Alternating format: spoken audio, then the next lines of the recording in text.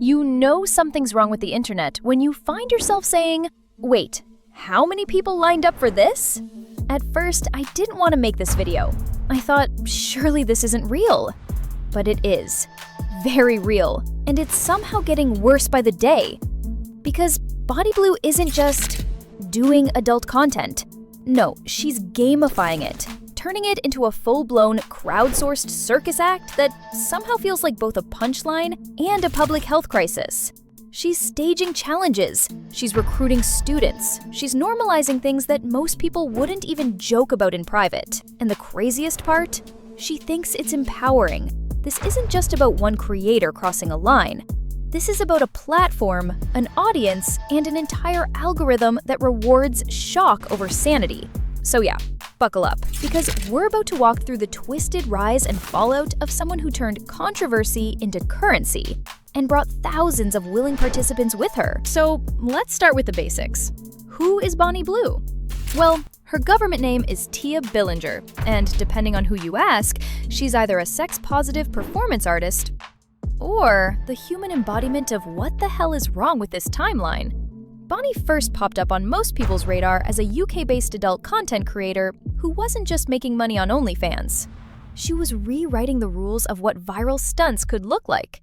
But instead of cosplay, trends, or thirst traps, Bonnie went full send into depravity. Her whole brand? Shock. She started promoting videos focused on 18-year-olds. And no, not in a subtle way. She openly bragged about seeking out barely legal college freshmen, especially during Freshers Week when new students arrived on campus. She didn't hide it. She leaned into it. In interviews, she grinned while talking about how much she loved their innocence, how malleable they were, and how many virginities she's taken. Her justification?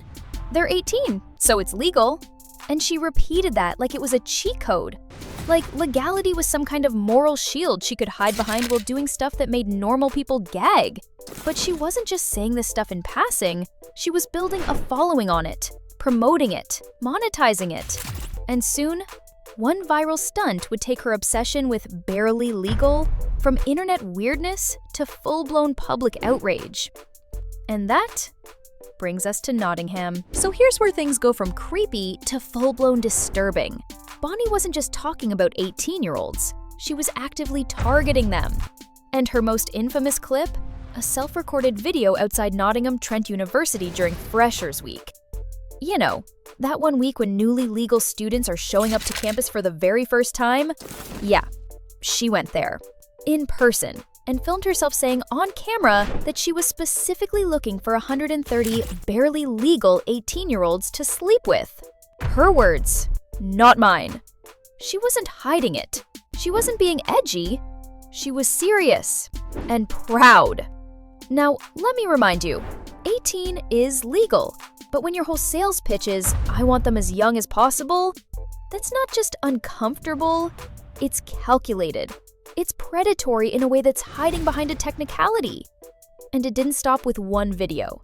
That same messaging, chasing innocence, bragging about virgins, glorifying age gaps, kept showing up across her content.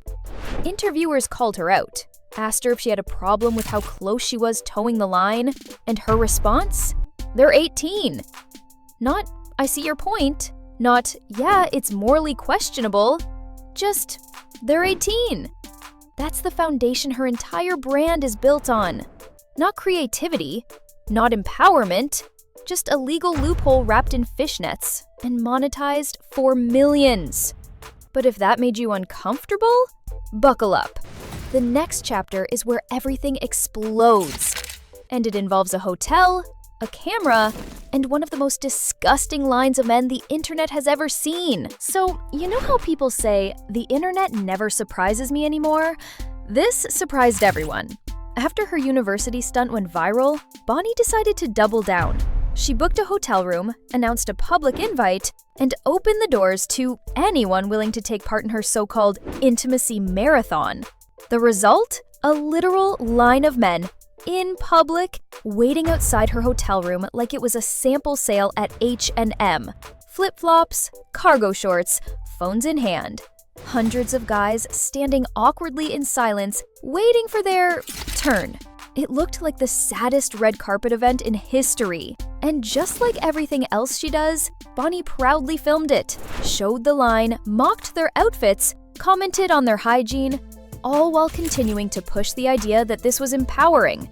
Her selling point? It's free, as long as she can film it and post it to her OnlyFans. And somehow, that was enough for hundreds of men to line up like they were waiting for chicken sandwiches.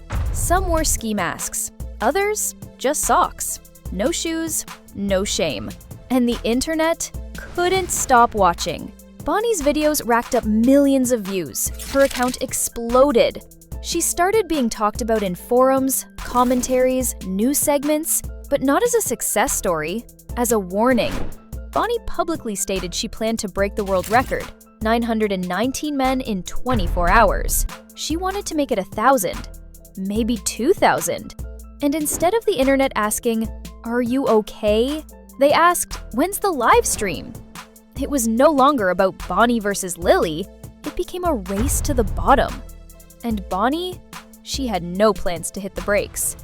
Until finally, someone else did it for her. When you build your entire brand on shock value, there's only two ways it ends: burnout or ban. And for Bonnie Blue, it was the latter. After months of viral stunts, thousands of partners, and an ever-escalating obsession with breaking records, the consequences finally caught up. First, Australia said nope. She was stopped at the border, declared persona non grata, and sent straight back home. Then came Fiji. Same thing. Deportation. The country's Home Affairs Minister released a public statement banning Bonnie from re-entering, calling her a prohibited immigrant. And if that wasn't enough, her main cash cow, OnlyFans, pulled the plug. The platform, known for pushing boundaries, finally found its line. Bonnie had announced her next plan: a public petting zoo where thousands of men could do whatever they wanted to her as long as they signed consent forms. She wanted to stream the entire thing, and OnlyFans went, "Yeah, we're good." Her account was permanently banned. No more uploads, no more income, no more platform.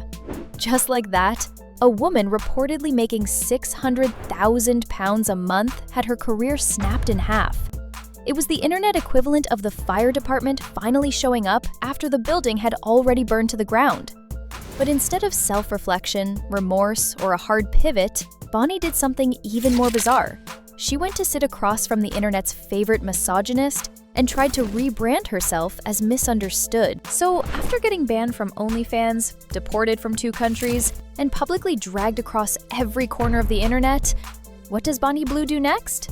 She sits across from Andrew Tate, a man under investigation for sex trafficking, and smiles, nods, lets him monologue about obedient virgins, weak women, and why being a good father is somehow gay. The same Bonnie who claimed she was empowering women, now co-signing every insecure alpha male fever dream. And maybe that's the final twist. Bonnie Blue never cared about feminism, or expression, or liberation. She cared about attention, views, going viral, no matter who got hurt. And the internet gave her everything she wanted. Millions of followers, magazine headlines, money, until it didn't. Until even the platforms that profit from chaos said, yeah, this is too far. So she crashed, and she burned. And honestly, good. She should've. But this isn't just about her. It's about the people who lined up outside her hotel room, the people who defended her in the comments, the ones still subscribing, still watching, still pretending it's just content. Bonnie Blue didn't break the internet. The internet was already broken. She just knew how to cash in. And if the next version of Bonnie shows up tomorrow, in new clothes, with a new name, you better hope we finally learned what not to click on.